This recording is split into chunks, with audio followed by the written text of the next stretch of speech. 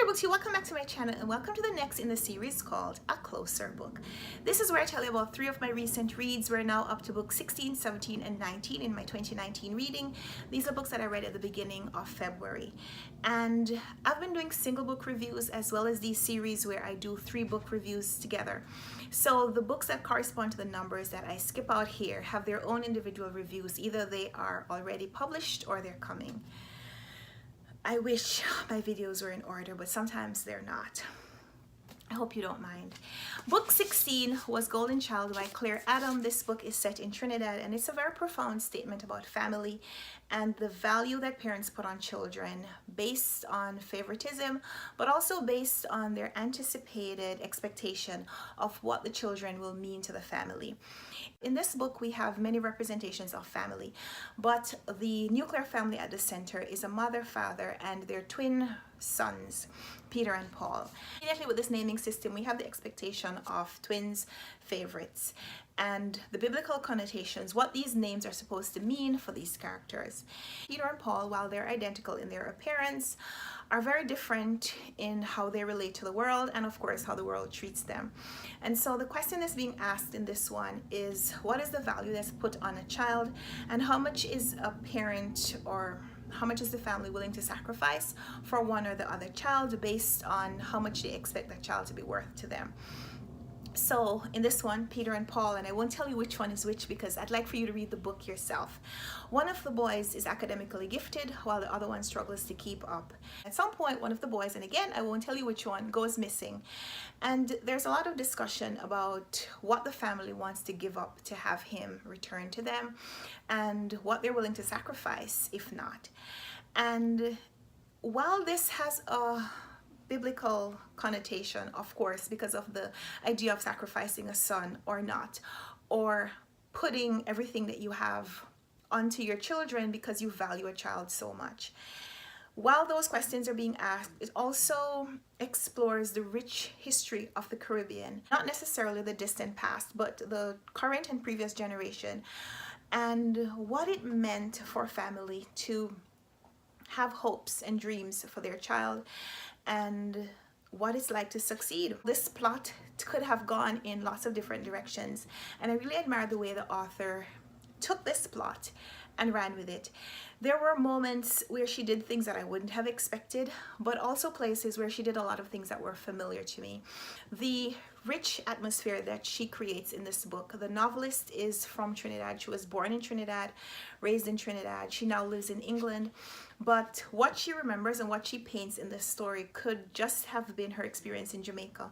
Not just the present, but also the past generation, the period when I was growing up and going to school. And a lot of what these boys are experiencing reminded me a lot of my own history.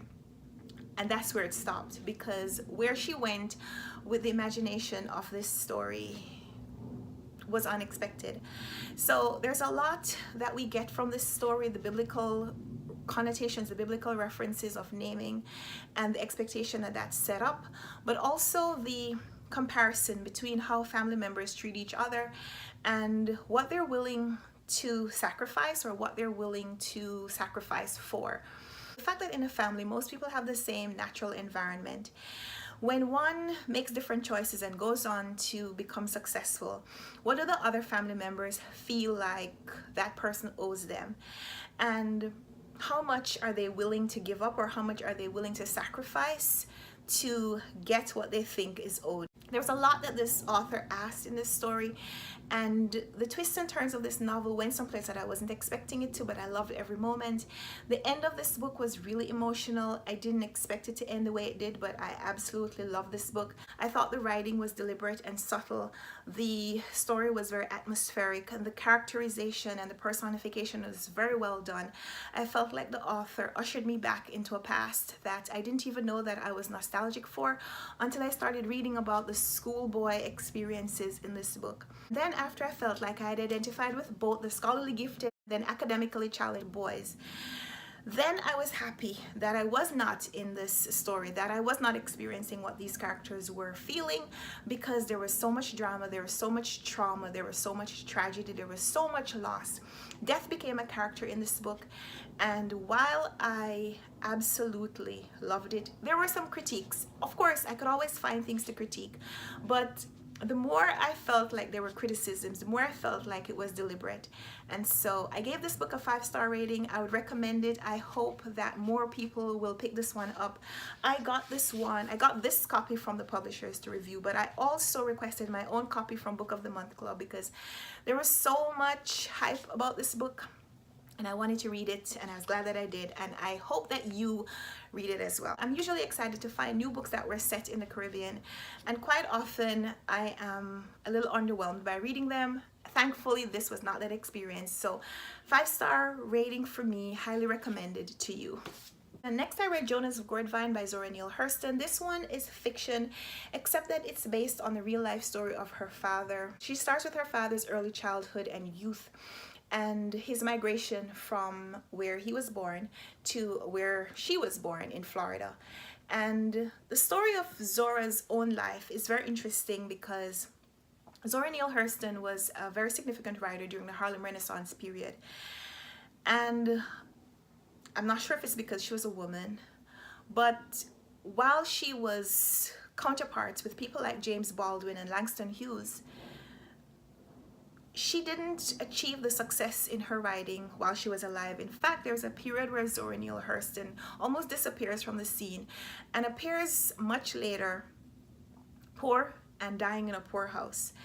And in fact, a lot of her writing was lost for many years, and only recently her last narrative, her last story was published, Barracoon I think it's called, and I haven't read it yet. But after reading Jonah's Gourd, I want to read everything that she's written. So far, before this one, I only read her autobiography, Dust Tracks on a Road, and it was while I was reading this that I realized that I'd read this story before, because Jonah's Gourd is a fictional representation of her father's story, and I read some of her father's story in her autobiography. So Jonah's Gourd is about Zora Neale Hurston's father, a fictional representation of his real life.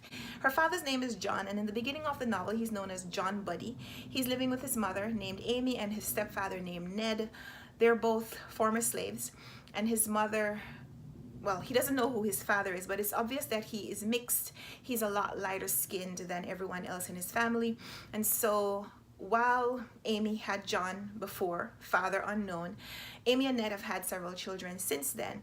And we see the family structure. At the beginning of the novel, we see these characters adjusting to the post-slavery period. Ned and Amy and their other children, as well as John, adjusting to this sharecropper existence.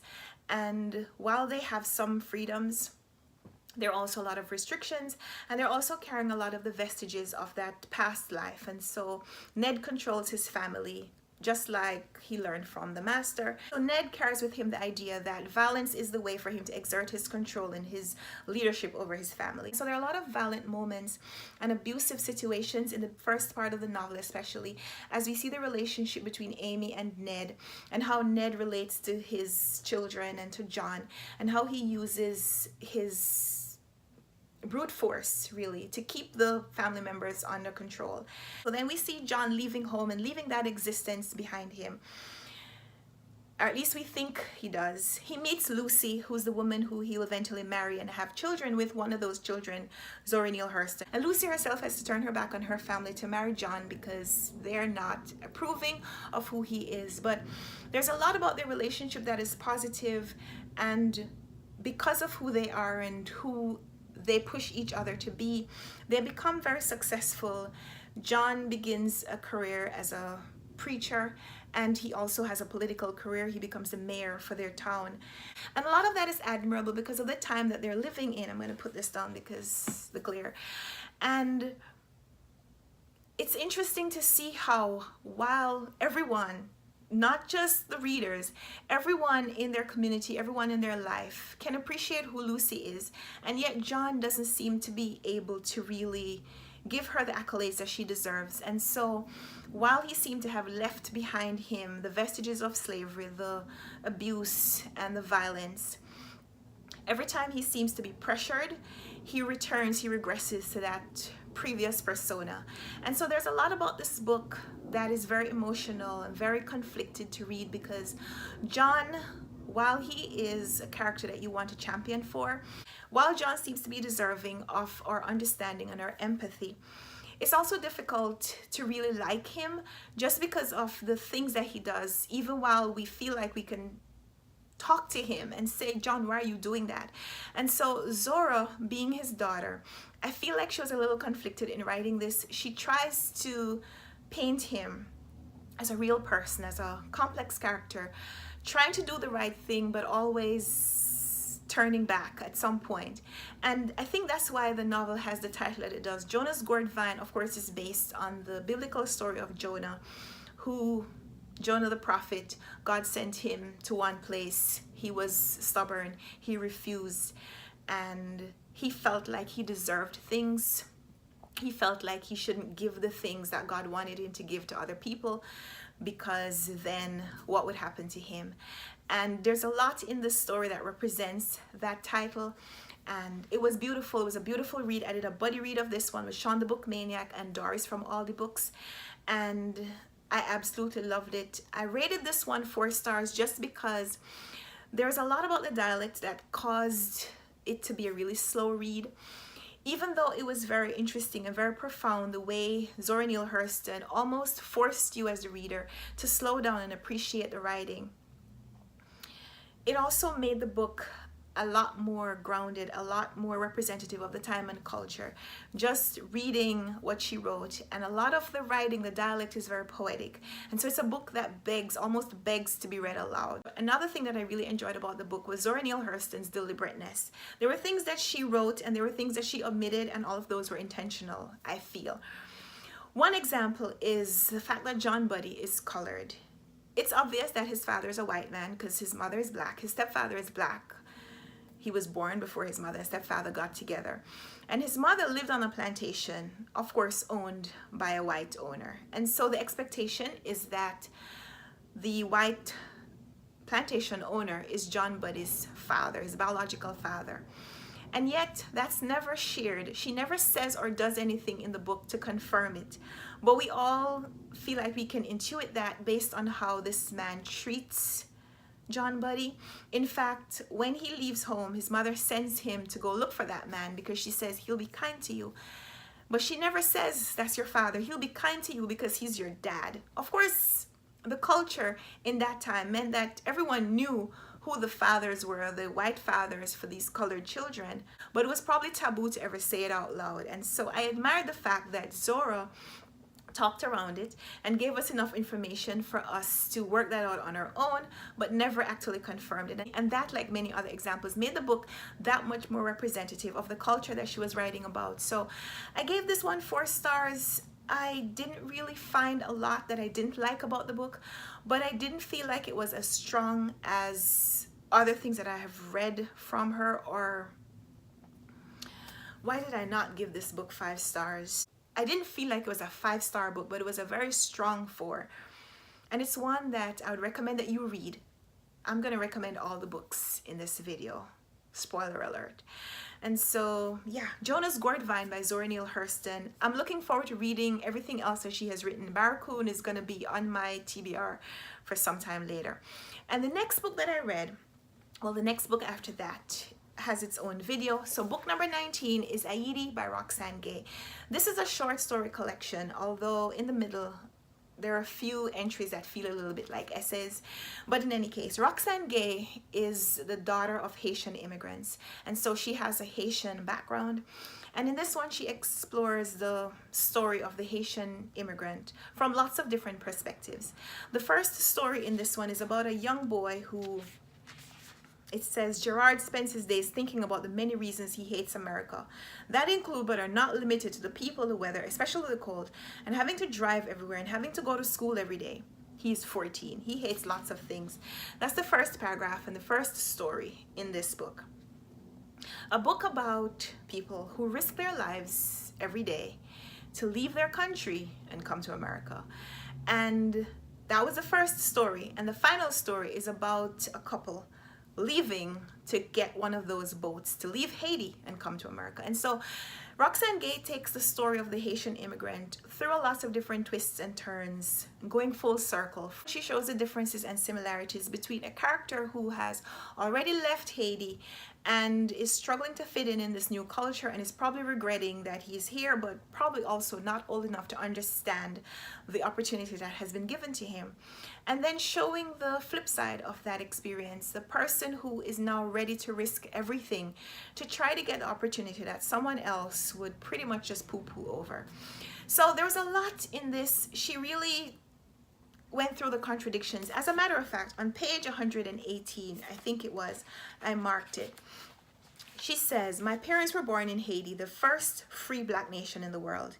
It is an island of contradictions." And indeed, this book is that island of contradictions.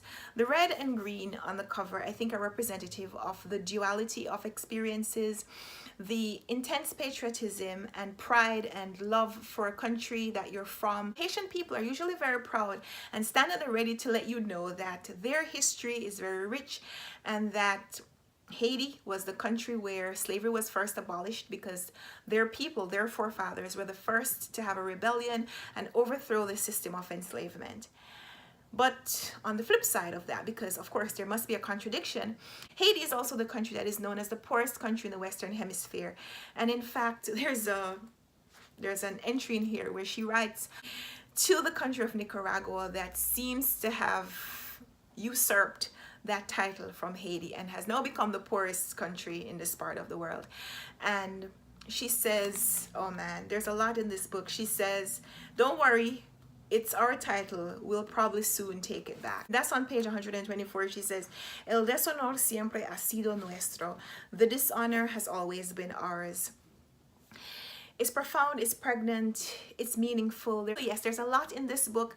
There's a lot to enjoy, but there's also a lot of different stories. Some of the stories are just 1 or 2 pages long, and so we don't get a lot of details about the characters' individual personalities. So it's not the characters that will endure in our minds. It is the theme that Roxane Gay has presented. The fact that she is not Haitian herself, but that she's communicating stories that are almost universal now, in the idea that we have people who have left a place that they were born to, and that is their parents' inheritance. And something about that what should have been an island paradise has failed them, to the point where they're now ready to go somewhere else, and of course exploring what that travel means. And so in here she has people immigrating to lots of different places. We see the example of a woman who goes next door from Haiti to the sister nation Dominican Republic, trying to find work, and in the process finding love, but also losing everything, but also gaining. And so yes, the complexity and the contradiction in this book is what defines it. It felt a little bit less like fiction and more like a call to action, urging Haitians to not pay too much attention to how the media represents their country, and to remember the good about their country and to not let other people rewrite their stories. And then just as easily, she slipped back into these fictional stories that sang like laments, that were easy on the ears but hard on the heart. And so there's a lot about this book that was emotionally provoking, and I loved it. I read this one during Black History Month because I wanted to read lots of books that were written by African Americans, and this one, highly recommended. And so if you haven't read anything by Roxane Gay yet, I recommend that you pick this one up. I think that this is one that should be read, all the stories read one after the other, because there's so much duality, there's so much darkness and light, and you don't want to read the darkness and go ahead with the impression that there's no light coming. So this is one that I recommend. That was book number 16. Book number 17 was Jonah's Gourd Vine, and this was book number 19 of my 2019 reading. Leave me a comment down below. Let me know if you've read any of these, and if you had some other thoughts, if you had a different perspective than I did. I'd love to hear that as well. Give me a thumbs up if you like this video, subscribe if you haven't already, and let's talk down there. So until next time, happy reading. Bye.